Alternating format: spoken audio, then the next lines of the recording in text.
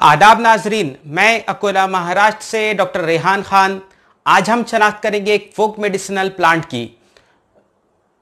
कोरेलोकार्पस इपिगॉस इसका Latin name है और मैं चाहता हूं कि जितने भी फोक मेडिसिनल प्लांट मैं आपको बताऊंगा, आप उन तमाम को उनके लैटिन नेम से याद रखिएगा ताकि आपको इसको याद रखने में आसानी हो। तो कोरेलोकार्पस इपिगॉस इसका लैटिन नेम है और मिर्ची कंद इस नाम से बहुत सारे लोग इसे जानते हैं। कुछ लोग शुकनास नाम से जानते हैं। इसका अरबी नाम कुछ किताबों में कहा गया है, हालांकि ये मुसद्दिक़ा बात नहीं है। तो अजानुल फिल इस किस्म से इसका एक अरबी नाम आया है और फारसी में लुफा कहा गया है। तो बहरहाल ये इसके नाम है। इसके अफ़ाल ख़वास की मैं बात करूँ तो ये गर्म व खुश्क सुअम दर्जे की दवा है।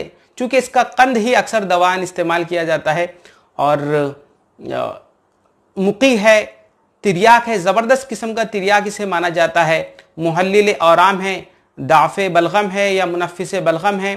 तो इस किस्म के इसके अफ़ाल व ख़वास हो गए। अब इसके नुस्ख़ाजात नोट कीजिए। पहला नुस्खा जो कि है बुखारों के लिए, इसमें करना यह है कि मिर्ची कंद को सुखाकर उसका सुफूफ लेना है और उसकी हम वज़न मकदार में फिलफिल दराज यानी पीपली मिलाना है। ये दोनों अज्जा हम वज़न मकदार में लेकर फिर इसको 250 से 500 mg की मकदार में इस्तेमाल किया जाना चाहिए। अगला इसका नुस्खा जो कि मुहल्लिल औराम के तौर पे भी इस्तेमाल होता है और जल्दी अमराज में भी इस्तेमाल होता है। इसमें करना यह है कि मिर्ची कंद जो ताज़ा होता है उसको लेकर उसको घिस कर फिर वर्म की जगह पर भी लगाना है, यानी सूजन की जगह पर भी लगाना है और जल्दी मर्ज जहाँ पर हो वहाँ पर भी लगाना है। ये इसका नुस्खा हो गया। अगला नुस्खा जो कि मुश्किल है इस्तेमाल करना, उसमें करना यह है कि सांप के कांटे के लिए ये नुस्खा है। तो उसमें इस कंद को घिसकर फिर इसको तकरीबन 1 ग्राम की मकदार में जिसको सांप काटा है ऐसे मरीजों को देना है। हालांकि ये मुसद्दिक़ा बात नहीं है, फिर भी एक नुस्खा था इसलिए कह दिया। अगला इसका नुस्खा जो कि है एसिडिटी के लिए, इसमें करना यह है कि मिर्ची कंद सूखे हुए का सुफूफ लेना है और तकरीबन 1 चुटकी की मकदार में इसको खाना है पानी के साथ या दूध में डाल के। तो ये इसके नुस्खाजात हो गए। हालांकि कुछ लोग इसे यूटेराइन फाइब्राइड की एक बेहतरीन दवा मानते हैं, तो उस किस्म से भी इसकी शनाख्त है। बहरहाल अब आप हजरात इसकी शनाख्त कीजिए, मुशायरा कीजिए इस मिर्ची कंद के फल का। इसकी वजह तस्मिया भी इसी वजह से मिर्ची कंद कही गई है क्योंकि इसका जो फल है वो थोड़ा मिर्ची की तरह नजर आता है। ये फल पकने पर बिल्कुल मिर्ची की तरह हो जाते हैं, लाल हो जाते हैं, सुर्ख हो जाते हैं। ये इसके पत्ते हैं। ये देखिए इस किस्म से थोड़े से इंद्रायन के पत्तों से मुशाबियत ये पत्ते रखते हैं। हमारे यहाँ ये अक्सर जो बबूल के दरख्त होते हैं उसके नीचे मिल जाती है। ये देखिए इस किस्म के इसके पत्ते और ये इसके फूल है।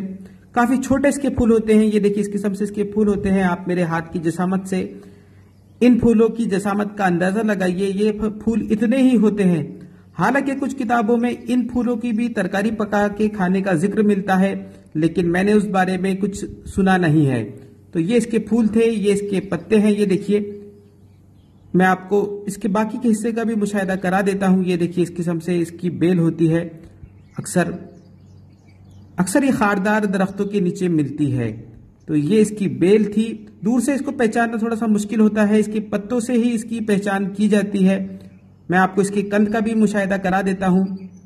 ये इसका कंद है। ये देखिए तकरीबन इस किस्म से इसका कंद होता है और यही दवान इस्तेमाल किया जाता है। इसको सुखाया जाता है और फिर इसके चिप्स किए जाते हैं बेसिकली, और फिर उन चिप्स को सुखाया जाता है और फिर उनका सुफूफ किया जाता है। तो ये था मिर्ची कंद। उम्मीद करता हूं आपने इसका मुशाहिदा कर लिया होगा। खुदा हाफिज।